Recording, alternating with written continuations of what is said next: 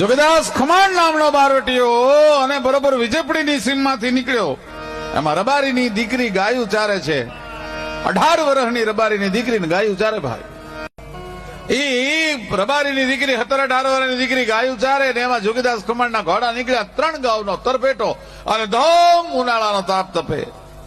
સૂરજનારાયણ બે નાડાવા હેઠો ઉતરી ગયેલો, ધરતી ત્રંબક વર્ણી બની ગયેલી અને જોગીદાસના ઘોડા નીકળ્યા. જોગીદાસ ખમાણને એમ થયું કે આ દીકરી એકલી વગડામાં ઉનાળામાં ગાયું ચારે છે ને બીક નહીં લાગતી હોય. લાવ જરીક દીકરીને જઈને પૂછી આવું તો ખરો. દીકરી ઓળખતી નથી કે આવે છે જોગીદાસ ખમાણ છે. દીકરીની બાજુમાંથી ઘોડી લે અને જોગીદાસ ખમાણે એટલું કીધું કે બેટા વગડામાં એકલી અટાણે ખરાબ બપોરે તું ગાયું ચારસ, બીક નથી લાગતી? અને તેથી સૌરાષ્ટ્રની દીકરી બહુ સરસ બોલી.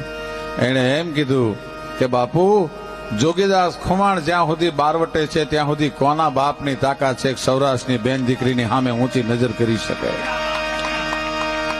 જોગીદાસ ખમાણ સાહેબ ઘોડાથી પલાણ છાંડી નીચે ઉતરી ગયો અને સૂરજનારાયણને હામાં લાંબા હાથ કર્યા. કાય સૂરજનારાયણ, મારું બારવટું પાર પડે કે ન પડે એની મને પરવા નથી, પણ મારી દેશની બેન દીકરીનો આ જે વિશ્વાસ છે હે ઠાકર, આ વિશ્વાસ કોઈ દી ન તૂટવા દેતો સાહેબ. આ Download ShareChat.